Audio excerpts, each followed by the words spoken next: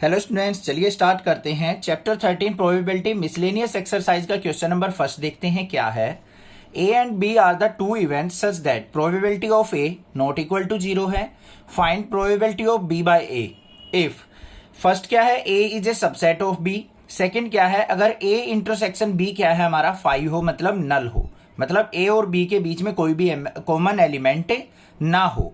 तो हमें क्या फाइंड आउट करना है, P of B by A find out करना है। तो चलिए सबसे पहले फर्स्ट लेके चलते हैं। यहां पे क्या है, A is subset of B.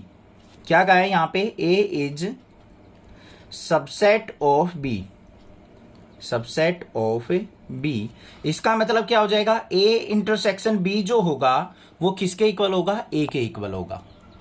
अगर ए जो है बी का सबसेट है, देखो ध्यान से, ये मान लो बी है और ये इसके अंदर ए है, ये ए हो गया, ये बी हो गया।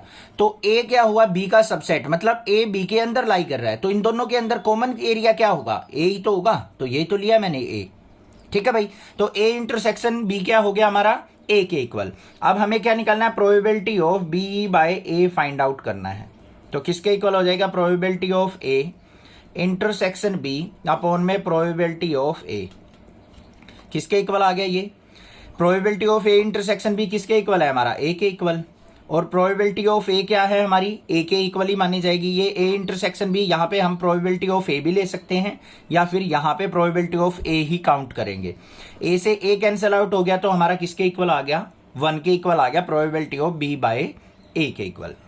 अब सेकेंड पार्ट के अंदर हमें क्या पूछा है, अगर ए इंटरसेक्शन बी अगर हमारा 5 दे रखा हो, तो यहां पे देखो क्या है, A intersection B is equal to 5। 5 का मतलब क्या है, नल वैल्यू कह सकते हैं या फिर इक्वल टू 0 कह सकते हैं। तो probability of B by A किसके इक्वल हो जाएगा, probability of A intersection B upon में प्रोबेबिलिटी ऑफ ए।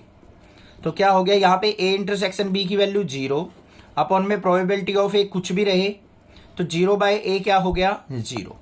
तो यहाँ पे प्रोबेबिलिटी क्या आ गई हमारी, 0 आ गई। तो मतलब probability of B by A equal to क्या होगा, सेकंड केस में 0 और फर्स्ट केस में वैल्यू क्या आएगी, 1 आएगी। समझ में आ गया क्वेश्चन, बिल्कुल इजी था, कोई दिक्कत नहीं होनी चाहिए। कोई भी प्रॉब्लम लगे आप मुझसे पूछ सकते हैं, अदरवाइज चैनल को सब्सक्राइब जरूर कीजिए। Thank you students for watching, next classes video.